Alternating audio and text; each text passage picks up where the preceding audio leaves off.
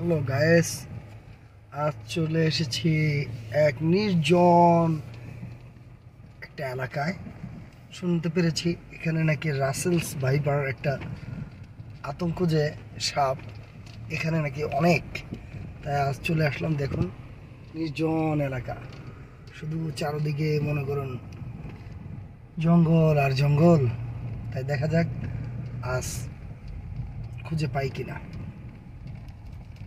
এই সেই গভীর এলাকা, দেখুন আশেপাশে কোনো লোক নেই, আমি নিজেই চলে এসেছি একলা।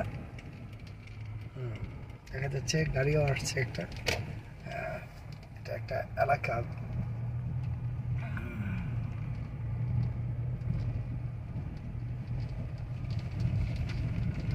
দেখা যাক,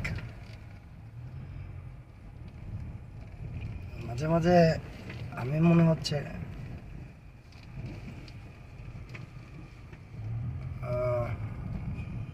এক হাতে মোবাইল ধরে আরেক হাতে আমি ভিডিও চালাচ্ছি।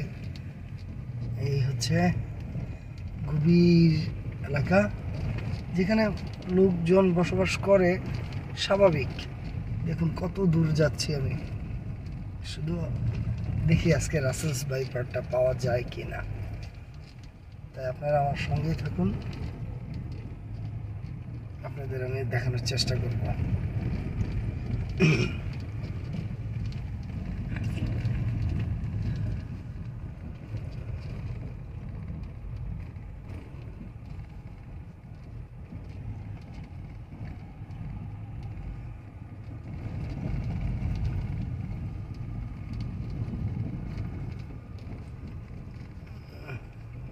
কত ভিতরে যে যেতে হবে তা জানি না।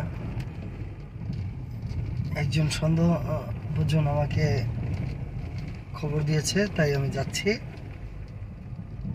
দেখুন, নির্জন এলাকা, আশেপাশে যে সহজে কোনো কিছু আছে তা ভাবা চিন্তার বাহিরে। দেখা যাক কি করা যায়। আমার খুবই এক্সাইটেড আমি, যে আসলে কি পাবো কি না। দেখা যাক সেই কুখ্যাত রাসেলস ভাইপার, যাকে বাংলায় বলা হয় চন্দ্রবোরা।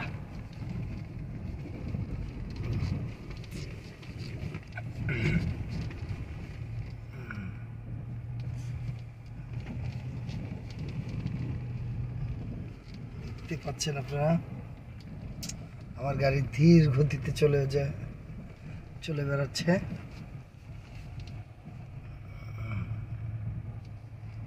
কত দূর যে যেতে হবে তা জানি না। অলরেডি দেখা যাক। হ্যাঁ, জায়গা মতো এসে পড়েছি মনে হচ্ছে।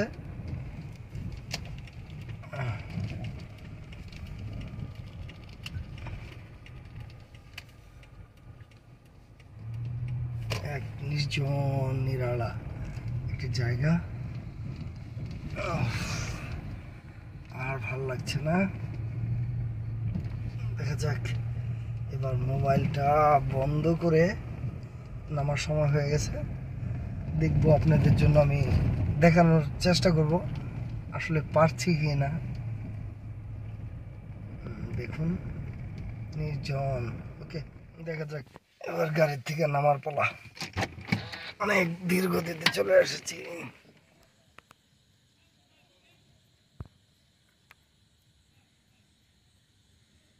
দেখুন, নির্জন একটা জায়গা।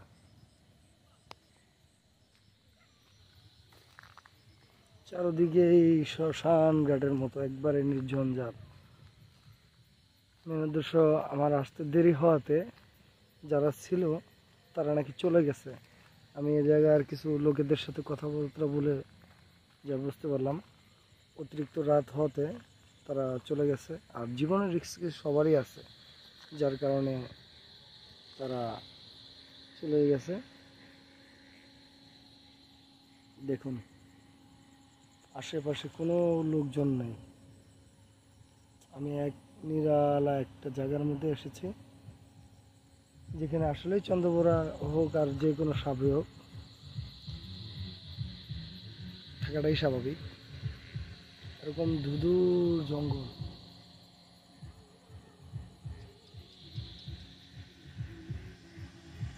গ্যাস চলে যাচ্ছি, কেননা এরকম একটা নিরালা জায়গার মধ্যে কেউ যেহেতু নেই, তা আমারও একা থাকা সম্ভব না। তবে আপনাদের সাথে আবার আমি আরেকদিন শেয়ার করব বা আরেক জায়গা থেকে দেখানোর চেষ্টা করব। আজকের মতো বিদায়, বাই বাই।